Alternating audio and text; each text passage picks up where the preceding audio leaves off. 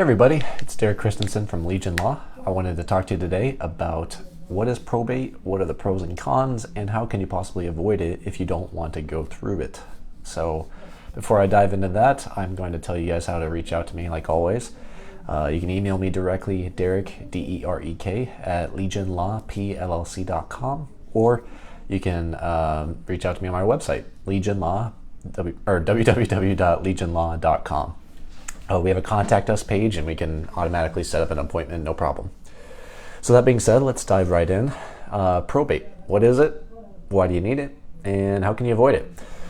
So probate is the legal process that's mandatory in Texas. If you have a will or if you don't have a will, you must go through probate to designate who will have the right to distribute someone's property once that person's passed away and who gets what under the property.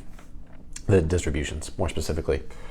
Now, that sounds a little strange, but yes, it is mandatory. If you pass away and you have a will, your executor must go before a judge, and the judge will validate and make sure that the will is done correctly, it states everything correctly, and that the process is done according to Texas law so that everything is distributed according to the law. It's unfortunate because there are some cons to going through probate. In case you guys didn't know, the government is not the speediest and most efficient entity out there. And so this process can take quite a bit of time. The fastest I've ever seen is 6 months, and that was a very, very simple probate. The slowest I've seen can go up to 18 to 24 months. So it's a very long time frame of waiting. There's a lot of waiting, unfortunately. And it's quite a draw on people who are trying to move on from someone passing away. And more importantly, the assets that are affected by probate are frozen during that time. So just a little bit peeking behind the curtain here, when you file for probate, you have to wait until you get letters of testamentary, which is essentially a judge stating, yes, this person is permitted under the will to act under the deceased's name. And once those letters of testamentary are out, then you can start doing a couple things, and the whole process is pretty drawn out. So, in other words, your house might be frozen for 6 months. Your bank accounts might be frozen. Your stock accounts. If the market tanks and you lose a lot of money in that 6 months, the judge isn't going to sweat it. That's probate for you. So I guess I already explained what probate is, and I'm already kind of diving into the cons of it. So what are the pros? Like, why would you want to go through probate? More specifically, some people do want to go through probate because it's nice to have a judge watching every single step. It's nice to have the information public so that people can't pull shenanigans and try to steal money, and you'd be amazed at how frequently that happens. People try to do unethical things. So having a judge validate everything and make sure he's watching the process, sometimes people want that. Another benefit would be that it's again, public information, so that everything is fully disclosed. All is very straightforward, so that nobody has any questions, or at least nobody should have any questions. But some negatives are, again, the costs as well are pretty dramatic. So, for a very cheap and simple probate, it could be as low as a couple $1,000s, but you will have to hire an attorney to do it. And attorneys aren't cheap. That's why we get paid the big bucks to deal with this kind of crap. And it can be from $2,000 all the way to well over 10,000. I've seen it both ways, and it really just depends on how complex the situation is, and if people start suing each other, kids don't get along after dad's gone, stuff like that. So it's a mess. It's a mess and a half, and very few people optionally choose to do so.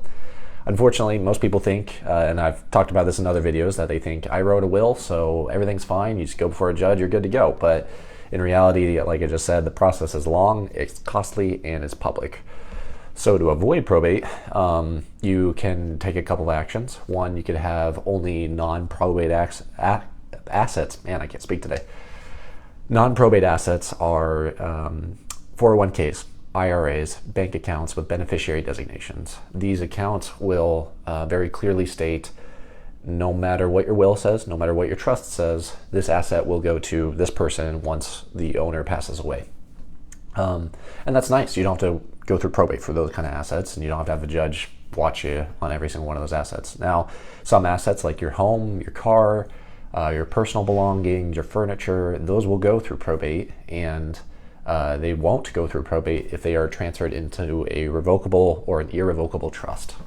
So again, more videos on that on my channel, but essentially you create a trust, you put your stuff inside the trust, then you put yourself as CEO of the trust, and you're in charge. And once you pass away, you just find a new person to take over as CEO, but the trust still lives on. And so because the trust never dies technically, because it's an entity, you don't ever have to go before a judge.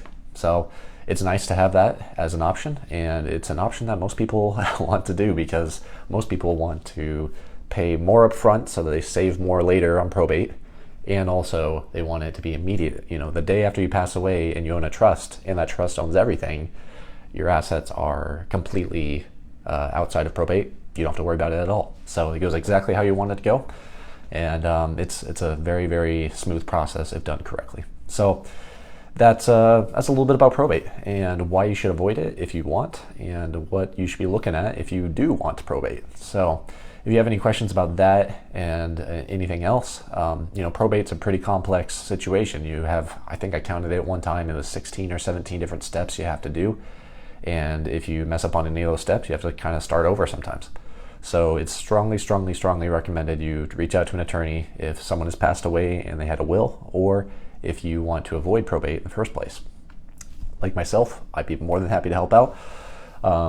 Feel free to reach out to me again at my email, Derek, DEREK at legionlawplc.com, or you can find me on my website, www.legionlawplc.com.